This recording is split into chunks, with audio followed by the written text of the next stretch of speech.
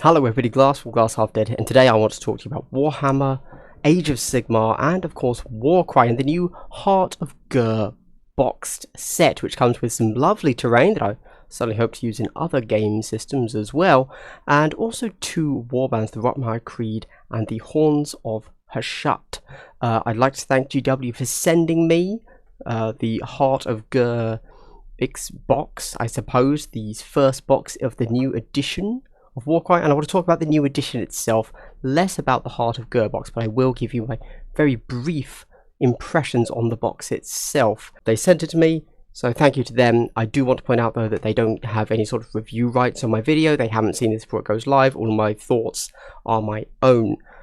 Quick minor side, because I've just shown these on the screen, I just want to point out they don't come like this.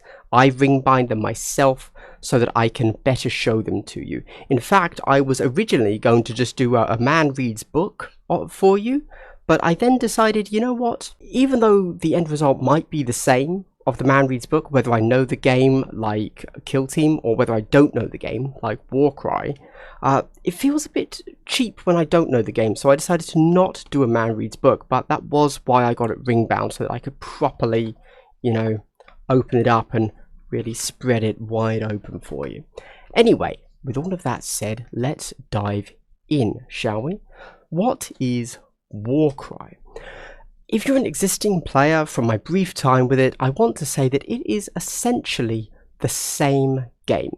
You probably already know this, but obviously I just, you know, because Warcom has done some preview articles, and I just wanted to come out and say they didn't hide anything from us. There's not really anything new in this that changes the core rules, and honestly, not only is that fine, but it's probably the correct choice. For what Warcry wants to be, it is already that. And the only reason we're really getting this relaunch, in my opinion, is to fit in with the GW business model. However, they have given us reactions. That is kind of the big new thing. We'll talk about them a little bit later. The reactions are fun, and I think they do improve the game, so that's really good, but they don't change the essence of it. Now, if you are not a Warcry player, I want to, for the rest of this video, kind of briefly explain what Warcry is. I'm going to cover some of the basic mechanics so that you can get an idea of what's going on, but also I want to cover kind of the theme of it. I'm not really trying to convince you, I'm more just trying to explain it in very simple terms and basic terms so that hopefully you can watch this video and then go away thinking, okay, I know what this is. I can imagine how it would play. It's not a review. Unfortunately, I wasn't really sent the box with enough time to play the game properly, as you are about to see. So it's more of a first impressions, but also a remembered impressions. It's very impressionistic, this video. So I'm now going to do a very brief review of the actual box set itself as we scroll through some of these lovely pictures I took. As you can see here, I did not have time to paint all of this correctly. I just did you know, a quick black spray on all of the stuff, and then I decided that I wanted the little claw hands to be red, so I gave them a little red spray. At the very least, it gives everything a nice little hint of colour to it.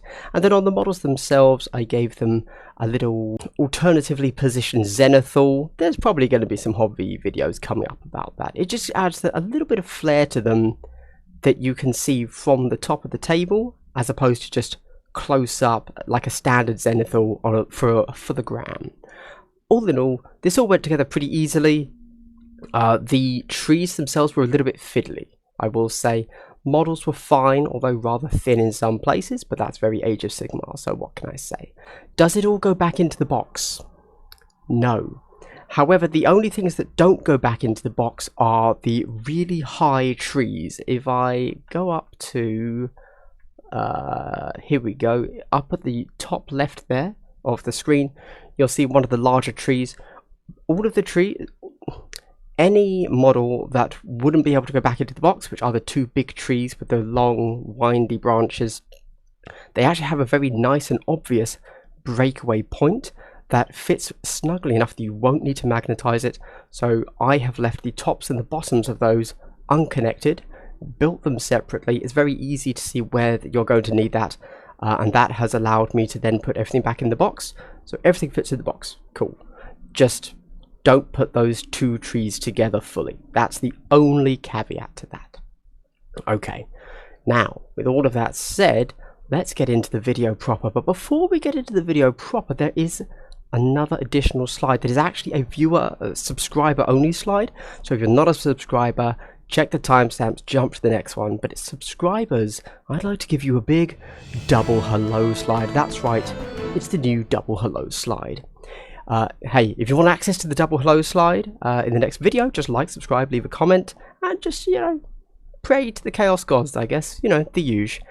If you really like what I'm doing here, I do have a Patreon. Any support is really appreciated, and there are a few minor benefits to that, but I'm currently in the middle of redoing the whole of my Patreon as I'm moving house, so hopefully I'm going to be able to support my Patreons better, maybe even do a YouTube membership. I'll see how all of that works. Also, I do have additional things, like I have a Discord, which is one of the largest, in fact it's the largest Kill Team specific Discord. If you're into that, I also have Vantage Point Podcast, a large Kill Team podcast, and I have another YouTube channel which is called Full Scale Wargaming, where I talk about 40k, Age of Sigmar, and now War Machine, as War Machine's just had a Mark IV announced, so I'm very excited for all of that. Finally, we're getting there, I know. Finally, if you like this video, share it around. That's really, word of mouth is the best thing to help any channel. That'd be really, thank you. I thank you a lot. Drop a comment, that'd be great. Thank you. Okay, let's move on. Whew, that's a lot. I know. Okay. So for those of you that don't know what Warcry is, at the absolute core, it is Age of Sigmar factions fighting through a narratively cohesive land in search of a greater goal, plus their own personal goal. Some may argue that it is specifically Chaos Warbands doing this. I push back against that, and although yes, the core releases are only Chaos Warbands, and at its heart, Warcry is trying to explore the different aspects of mortal chaos followers in the Age of Sigmar, in the mortal realms. I think that cutting out all of the Age of Sigmar factions is a huge mistake, and so for me personally, for example, I think Seraphon are super cool, I think Stormcast are cool, I think Soulblight Gravelords are cool, I think the Lumineth Realm Lords super cool, and if someone were to say to me Warcry is only those Chaos Warbands, maybe I'd pick one up and use them as D&D models. That's about it, and play like 1 or 2 games of Warcry. But the fact that you can get access to all of the factions, really, I like it. Honestly, I wouldn't mind it if if the core Age of Sigmar factions were completely underpowered. I just want to be able to use them in my game and not feel bad whilst doing it. So, in my opinion, the core does include all of the Age of Sigmar warbands. Mechanically, it is a fast-paced, rules-light, casual and narrative game. Fast-paced, certainly, in my opinion, when it comes to Games Workshop, for those 4 things, fast-paced, rules-light, casual and narrative, it is Games Workshop's premier game. If you just want to throw some models on the table and get rolling, this is the game for you. I do not use these terms in a derogatory way. I want to be very clear about that. Things can be fast-paced, things can have fewer rules, things can be casual, and things can be narrative, and none of that has to be in any way, shape or form negative. So if you want those things, this is probably the game for you if you want to stick to the Games Workshop stable. Okay, that's Warcry. The core of it is a focus on narrative. I do want to stress that when you're going through the core book, there's a lot of stuff here about a narrative, about a campaign, about growing your warband. Much more, in my opinion, than other GW books. It's possible that could just be a ratio thing, because there are fewer rules. You don't need to spend as long in the rules section, so you just get to the equally large narrative campaign section faster than you do in the other books. There are also tournament rules in this, so to play a match play tournament, because match play does exist in this game, and there are cards specifically for match play. It seems a little bit odd to have them in there when I think it's been quite clear from the designers that they don't want it to be a tournament game. That's not how they view the game, to then include tournament rules. but it's fine. They're there, they don't have to be used. Much in the same way that tournament players might see the narrative rules and say, well, I don't want to use these, I want to use the tournament rules. What is Warcry? At the absolute core basicness, I'm now going to explain the game to you. Every fighter gets 2 actions. It is a game of action and action economy. You can move, attack, disengage, and wait. That's it. That's your entire game. However, there are also abilities. Abilities, I'll talk about them in a moment, and they are really what defines a warband, even more so than the core war scrolls that you look at and your core stats. We also have to talk about reactions and how they fit into the new game.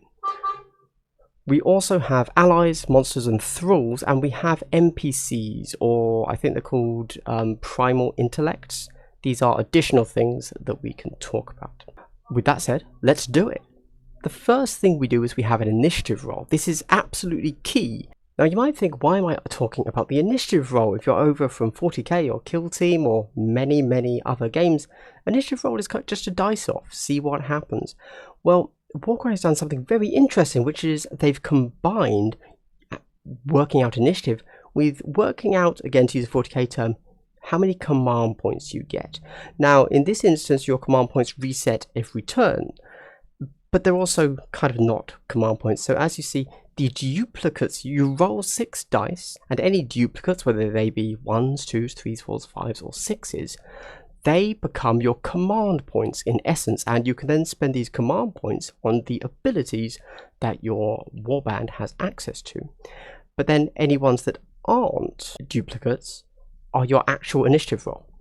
It's very interesting. You then get a wild dice, which is just there to go ahead and allow you to, at the very least, if you roll all 6 individual numbers, a wild dice is an additional dice that you can put down on the table and say, I'm going to add this to my pool of 6, that you can then create a double, a triple, or a quad for your abilities that turn. This is, of course, very random. If you go and look at these other games where, as I was saying, you get a set number of command points a turn to use on your abilities, well, this you could potentially have only 1 or even none. So this is command point generation by dice roll.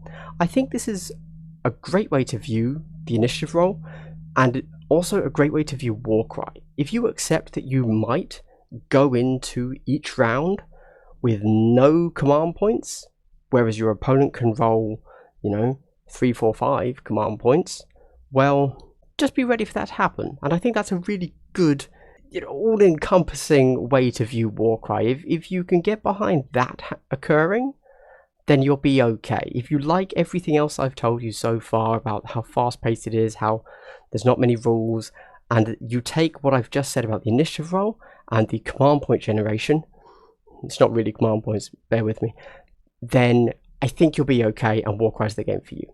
So we need to talk about war scrolls, of course. For you to know how the game plays, you have to know how combat plays, because 90% of this game is combat. This is a war scroll card that you will have seen on Warhammer Community, and I kept the little Warhammer Community tag on there for you. This is exactly what you get and will look very similar to the previous Warcry war cards? Yeah, let's call them war cards, that makes sense, that you will have seen. However, although these do come in the core box, Heart of Ghur, this isn't probably how you're actually going to see most of your cards, because unless you are indeed playing one of the core Chaos warbands, chances are you are going to be playing from the Compendium, which is the new word for the old Tome of Champions, which we'll talk about in a moment. And you are probably going to be playing with something that looks a little bit more like this. Okay? Now, whilst we're on this big picture, I just want to quickly discuss what everything on here means.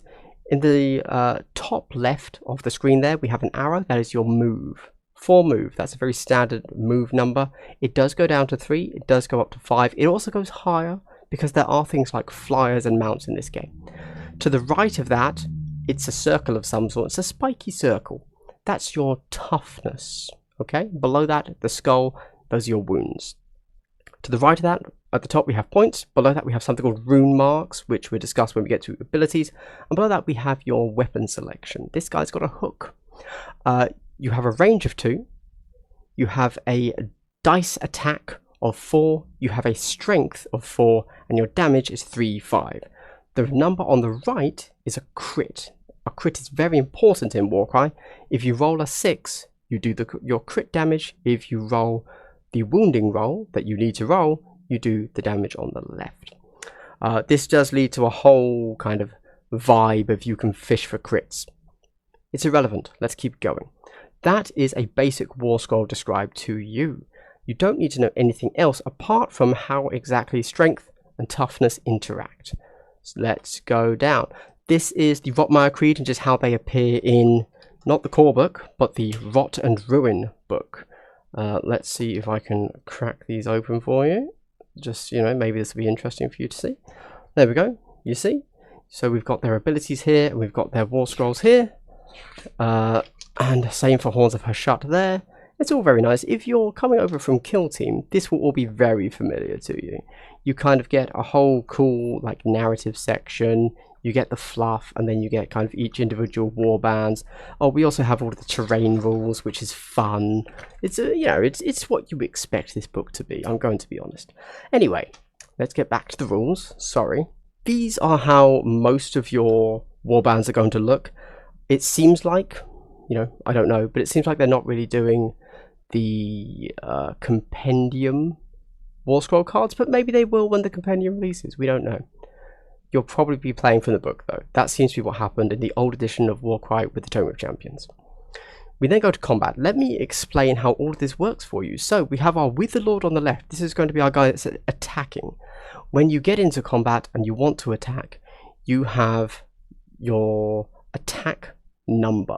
Attack power? I don't know what it's called. The sword of his weapon is 4. That means you will roll 4 dice. His strength is 4. Then we look at the little chart below. If your strength is greater than their toughness, you need a 3 or a 3 to a 6. Oh, sorry, hold on. The better terminology. If your strength is greater than their toughness, you need a 3+. If your strength is equal to their toughness, you need a 4+.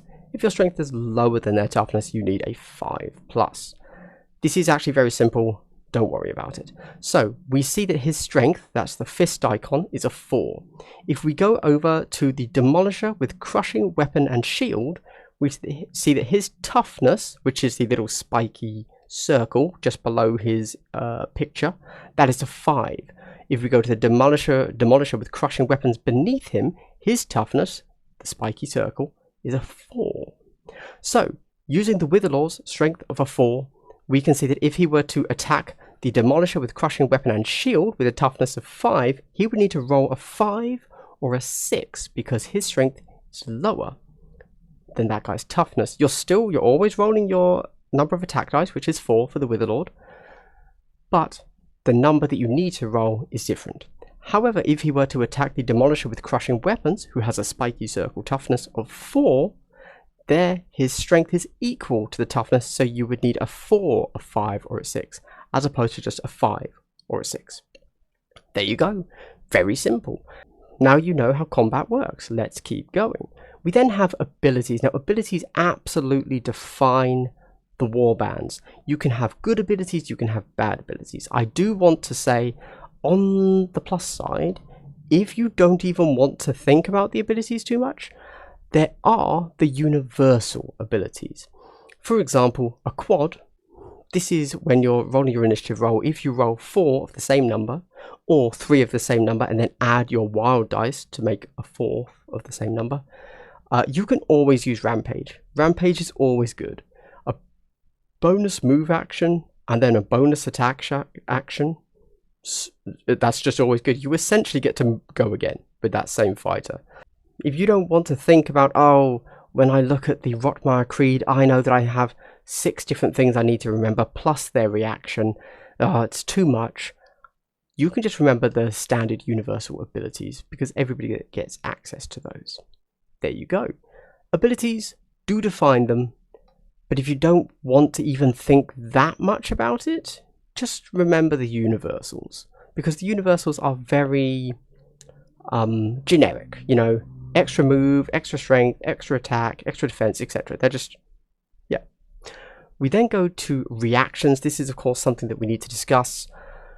Reactions. This is the big new thing for Warcry. I've already given you my thoughts on them in that they don't change how the game feels.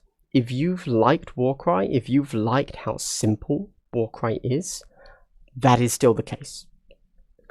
I think that these are really well done. A reaction, very simply, if your guys, they all have the ability to, I'm using dodgy terminology, they can, all of your warband models, I was going to call them operatives there, can perform 2 actions in their activation, right?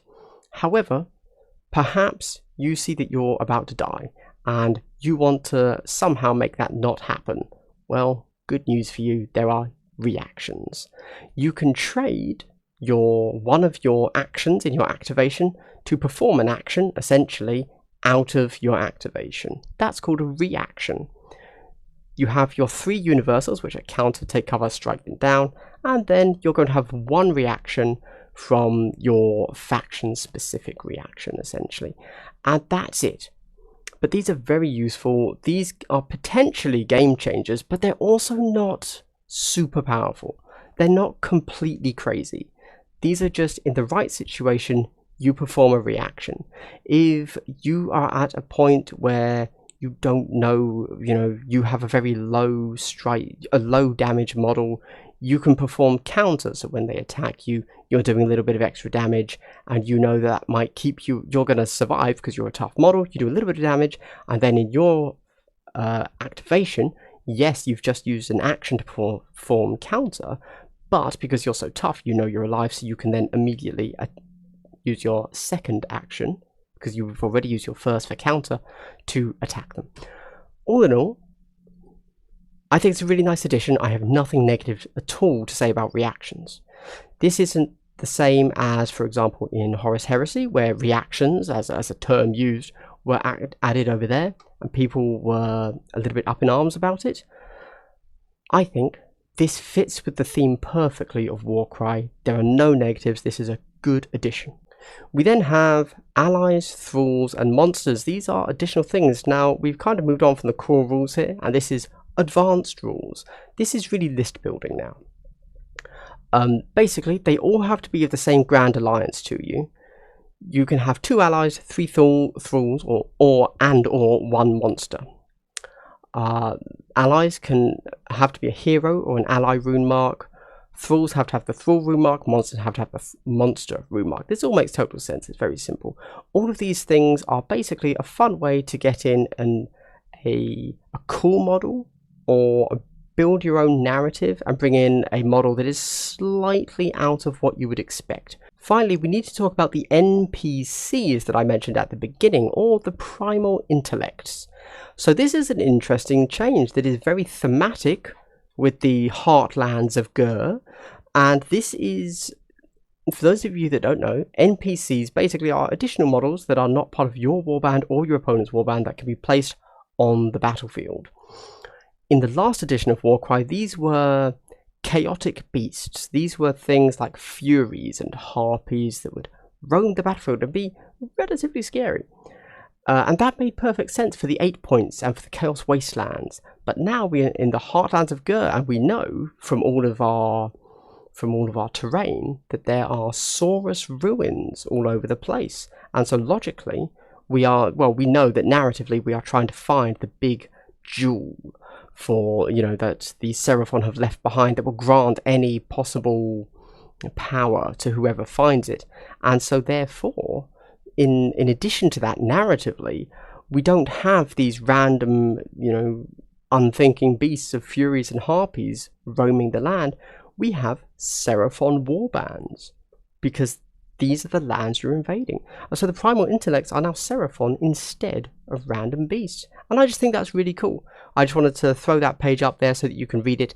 I believe that essentially it's the same as what it was before, but this time it's an actual warband, because quite interestingly, I don't know what this means for the compendium Seraphon. I don't know if you're going to be able to play these. I don't know how they interact at all, but basically, presumably the compendium will still have Seraphon, but also they are now whatever these are, they can now be primal intellects as well. They can be random models on the board that are primal intellects. I wanted to throw that in. I do, however, just one minor addition. I want to say that I personally really like the Seraphon. I think they're super cool. I think they're, unfortunately though, a range that needs a really hard refresh. Some of them are pretty old and pretty meh models. So with that in mind, I would say, I'd throw it out there. Certainly I will be looking into this. If you want to go and get yourself some Seraphon models, whether so that everybody needs these. Well, no, sorry. If you want to play with primal intellects, you're going to want to have a Star Priest, an Old Blood, a skink, and a Saurus Warrior. Well, perhaps instead of buying the 25-year-old plastic sculpts, consider checking out Lost Kingdom miniatures. They have some really nice 3D printed models. I think you can buy the STL files, or you can buy, off Etsy, a 3D print of them. Certainly that's what I'll be doing if I go ahead and pick up any Saurus from now on. I'll be looking at these third-party models because I think these are just super cool lizard men, and I think they just really elevate. If GW were to do a complete Age of Sigmar style refresh on Saurus Warriors, they'd look much more like this than they would like the current range. I just wanted to throw that out there. There you go. And with all of that said, I wanted to give you a final triple hello. That's right, this is the triple hello slide. This is the proof that I am essentially done with the video, apart from a few minor things at the end. This is a wholesome thing, truly wholesome, of course. Thank you so much for making it to the end of the video, proving that you too are a wholesome viewer. Go check out all the stuff I said. If you like what I've done here, consider checking out my Patreon, my Discord, my additional channel, my podcast. I also have merch. I forgot to mention that at the beginning. It's pretty obvious because I'm there pointing at my merch. Something to consider is all I'm saying. And with that said, that is Warcry, the Heart of Ghur. I feel I've defined that pretty well for you. I do also have on my thumbnail here, who is it for? Now, I didn't really answer that because, to be honest with you, I assumed that if you already knew what Warcry was, you can answer that yourself, can't you? The game hasn't changed. If you know what Warcry is and you bounced off it, nothing's changed. Reactions don't fundamentally change who's going to enjoy this game. If you didn't know what Warcry was, but you managed to sit through half an hour of me explaining it to you, hopefully you can answer that for yourself now. But it honestly comes back to, do you want to stay in the Games Workshop stable of games? Presumably because you love the miniatures or the world, the fluff, and you want to, that generally Games Workshop games, it's easier to find a game for you, and you want it to be fast, fun, rules light, a game in between games, a game to play with kids, whatever that is. If that's what you want, this is probably the game for you. I would struggle to recommend it to anyone that's looking for something that's competitive. I don't think this is the game for you. I also would say this isn't the game for someone that wants to really dive deep into a system. Not that Warcry is super shallow. I wouldn't say that at all. I think there are nuances to the game, but they're not as many nuances as there are for other larger, more complex games, I would say, both in and out of the Games Workshop stable catalogue of games. And with that said, I hope you've enjoyed watching this video. I hope you've had a good day and continue to have a good day. This has been Glass Half Dead. Goodbye.